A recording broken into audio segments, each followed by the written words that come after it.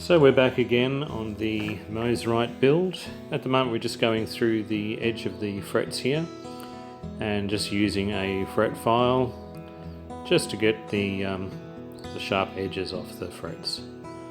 So it's just a matter of going backwards and forwards, and then we'll put a little bit of a chamfer on those frets as well. So flip it over and do the other side and just take it easily and smooth those frets as well. Now when we do a setup on this and we actually level these frets, we're going to have to do the fret ends as far as round them over, but we'll do that at a later stage. Just coming back here now with some sandpaper, just sanding the back of the neck and sanding the sides of those frets a little bit smoother. So we're sanding at the moment, getting ready to put some finish on. So just making sure that we're all nice and smooth. I'm using a heavier grit paper at the moment, then we'll flip over to something a little bit lighter, ready for the final coat. I'm actually using something a little bit different today as far as the coat's concerned. I'm using a oil that also has a lacquer in it, so it's a lacquer oil product, and just seeing how that goes on the neck. Something a little bit different. Now with a maple neck you can just lacquer it or you can just use an oil, it's entirely up to you. Generally for a rosewood fingerboard you wouldn't usually lacquer it, you usually just use an oil base, but we're using a special lacquer oil base finish today. There's a little blemish on the neck there, you can see down near the heel, so we're just running over that at the moment with some sandpaper, trying to get those little blemishes out. Okay, preparation now for the finish. So we're just going over with some finer paper, just getting rid of any final scratches on the neck.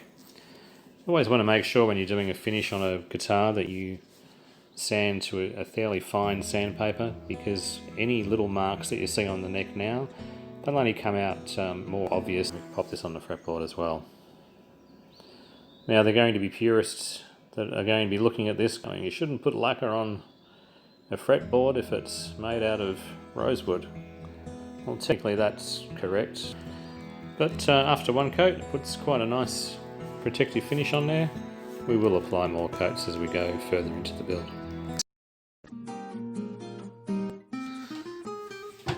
Okay, what we're doing now is checking the scale length of the guitar. So we're just checking from the nut, or the 0 fret in this case, to the 12th fret, and then measuring the same distance from the 12th fret down. And that will give us an approximate position of our bridge. Now the reason we're doing that at the moment is I'm going to be doing a pickguard today. So what we're doing now is just running a line down the edge of the neck. So 2 lines running straight down, and that will give us our centre of where the bridge is going to go. And here I'm just measuring to make sure that we have it in the right position. Did put a little mark there, so I'm going to draw a line straight across, and that will be the approximate position that our bridge will sit. That's our horizontal line, and just pop the bridge on now and have a look. And then we'll mark around the outside of the bridge. We'll put the trem on as well, and we'll mark outside around the perimeter of the trem. We're really just doing this so that we know exactly where everything is going, so that our pickguard is not going to be fouling any of the hardware. So now we're coming back with some paper. There's a few different ways you can actually do this. I'm just rubbing a pencil around the outside of the carve there, and that will give us an outside line of the guitar. And then we'll come back, sketch it in a little bit better, and design our pickguard. One of the things that you'll find if you are getting a pickguard made, they can be fairly expensive if you're getting a luthier to make one from scratch. The reason being is because if you're making one pickguard, you could actually make a dozen for the same in the same time, really. The first pickguard that you make from scratch is what takes the longest. So generally what we do is we'll design a pickguard on paper. Some people will do it on computer, obviously, if they're using a CNC. So design it on paper first, and then make a template out of MDF, which we'll do today. And then once we have the template, to the correct size that we want, and it's all nice and sanded smooth, then it's really just a matter of putting it onto the pickguard material, cutting it out on the bandsaw and running it through the router, and that's really the quick part. The longest part really is the designing, if you like. So I'll just let this run, and you can sit back and have a look and just see what the process is of making up a pickguard. I'll come back and say a few extra things later as we keep going on with this build. All ups and downs, they are all my waves. I am flying through the sky and don't care about the haze. Oh, I'm honestly not tired of my pretty flight, and it's sad, and I know it will be over sometime. I'm a paper blind, wind is throwing me across the sky. So I was just using the pickguard that came with the kit just to get a rough idea of the shape of the side of the pickguard. As you can tell, this pickguard is a lot smaller than what was issued with the kit. It's not going to be an exact copy of a Mosrite, but it's going to be a lot closer than what actually came with this particular kit.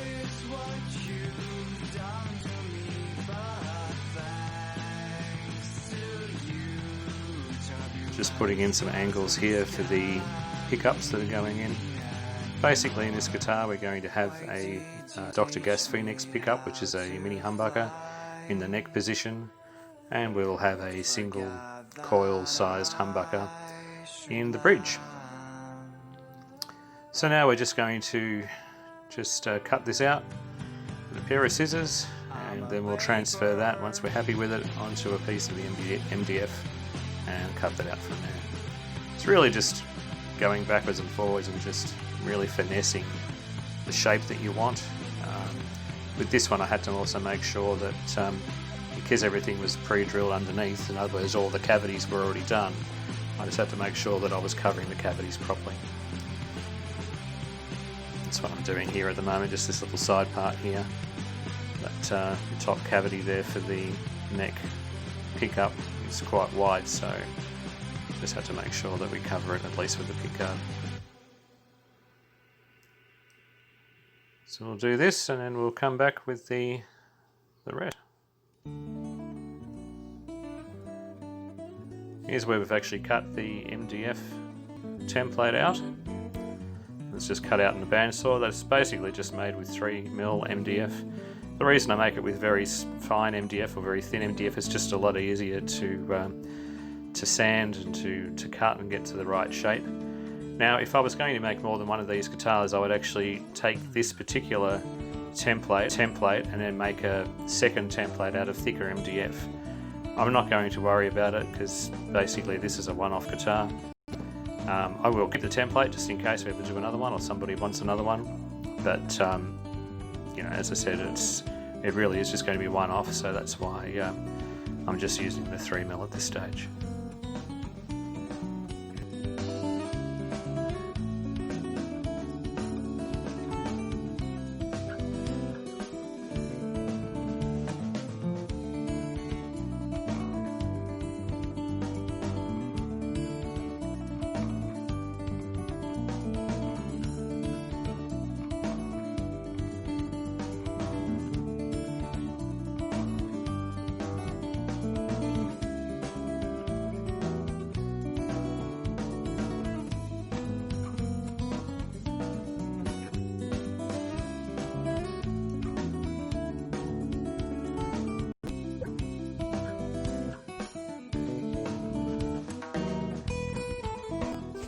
So here we have pretty much the final shape of the pickguard.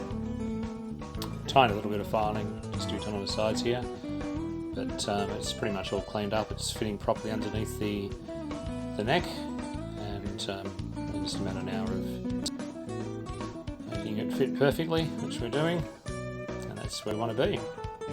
So that's the shape of our pickguard. Now this is the quick part really. It's a matter of just grabbing the pickguard material, tracing around the template, like so, and then we'll take it over into the workshop. We'll cut it out in the bandsaw, and then we'll put a chamfer on it. So just using double-sided tape here at the moment just to hold the template onto the cutout or rough cut template material, and we'll stick this to the 3mm template, and then we'll run it through the router to get the final shape. So you cut it a little bit oversized, and then of course you put it through the router into nice clean smooth edges. Come back, I'll show you that. And there you go, that is the finished template. Now obviously I haven't routed any holes in there for the controls or anything, but yeah, it's a good shape I think. Nice colour, and it's going to go really well with the colour of the guitar, which will be just an off-white basically, maybe with a bit of pearl. So the antique pearloid looks really cool. So alrighty, so until next time, next week, say bye for now, and we'll see you soon.